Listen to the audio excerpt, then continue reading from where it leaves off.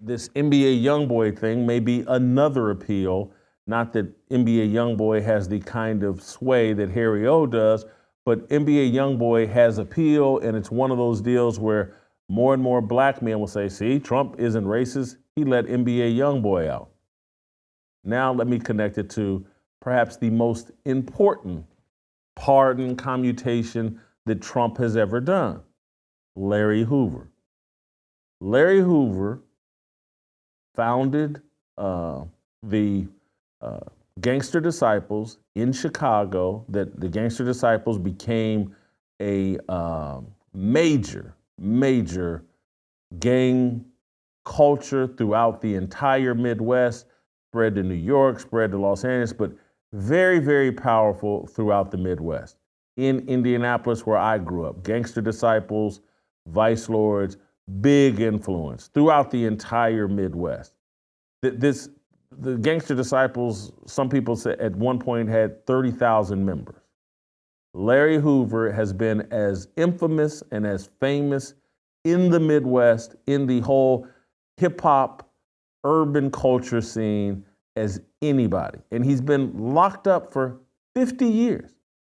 But rappers and others have been screaming, free Larry Hoover, for a solid 40 years, maybe longer. Since I was a child, used to hear about Larry Hoover. And again, I'm from Indianapolis, and there were Gangster Disciples in Indianapolis. And again, guys, when we were in college, my friends that recruits that were from the Chicago area, everybody talked about Larry Hoover. This is a notorious criminal. There's no sympathetic, oh, well, he didn't do it, he was framed, he was really innocent. No, this man ran a massive criminal operation and became very infamous and famous. And Trump, this commutation and or pardon in federal, it does not let Larry Hoover out of prison because he has state convictions that run about 200 years. The governor of Illinois, I believe is Pritzker, would have to pardon Larry Hoover in order for Larry Hoover to get released from prison. He's now been released from his federal charges, but he still has, I think, a 200-year conviction on state charges, murder and other things he was involved in. But, and trust me, it confuses me, it baffles me, but I somewhat understand this pandering to infamous characters in hip hop, urban culture, rappers, gang leaders like Larry Hoover. I get the pandering that there's some sort of PR campaign. Trump is trying to win, prove that he's not racist, score points with rappers and the culture. And look, some of this may be important to Trump just on a personal level, because when he passes, that Trump name is still going to be with his youngest son, Barron, and his older sons. And that Trump brand attached to racism. I get why Trump wants to protect his last name. He doesn't want his kids having to deal with the kinds of attacks on his reputation that Donald Trump has had to deal with. He doesn't want the Trump name to be so polarizing and so connected to racism that perhaps these moves and trying to clean up his brand as a racist is important to him beyond Donald Trump. But I still don't understand this, not fully.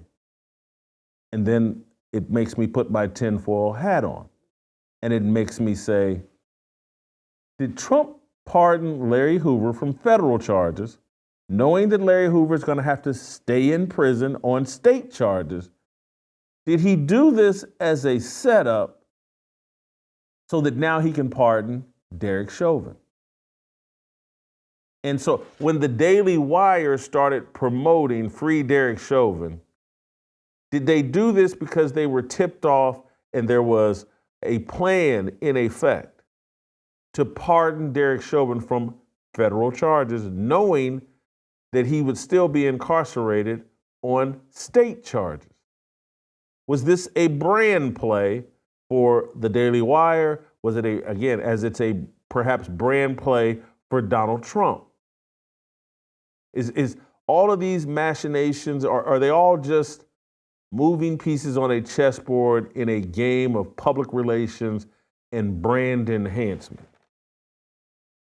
And is Donald Trump considering, because if you can pardon Larry Hoover, a massive criminal gang leader, why can't you pardon Derek Chauvin?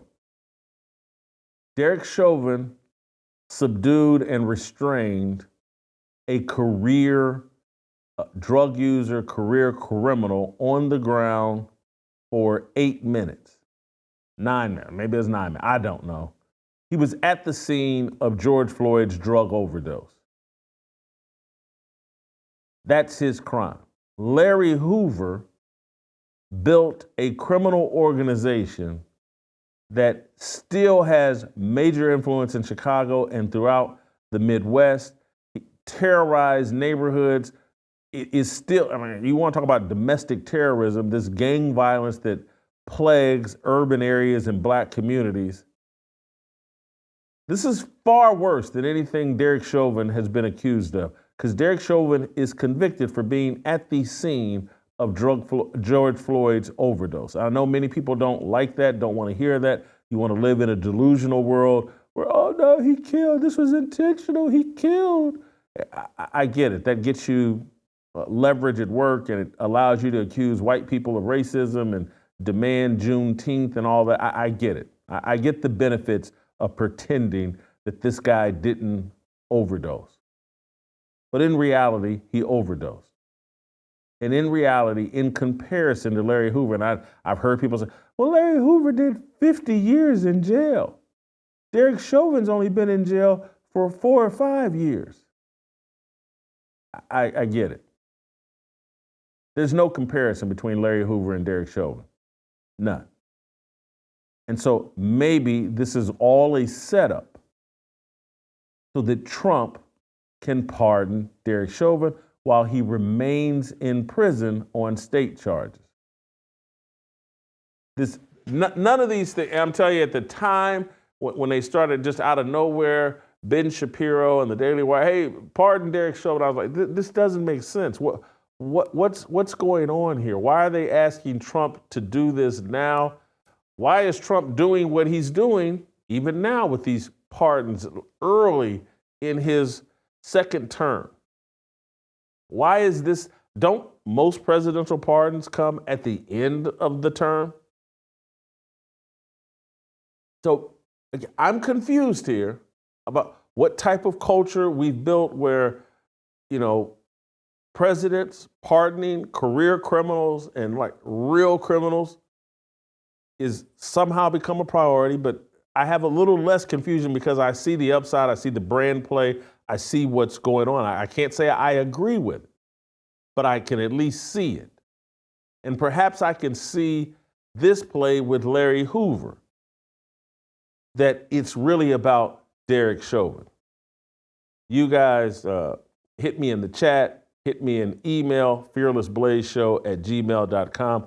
What's going on with these presidential pardons? Why? I mean, virtually every day I wake up and I go, I'm just confused by this world.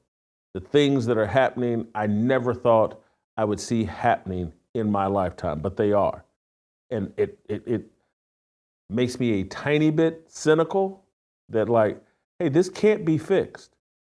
If presidents now have to pander to gang leaders, are we really just a third world country? Are we no different than Colombia or, I don't know, any of these South American countries that we demonize as run by drug lords and drug kingpins and gang leaders and MS-13? Maybe we're no different right here in America. Don't miss a second of Fearless.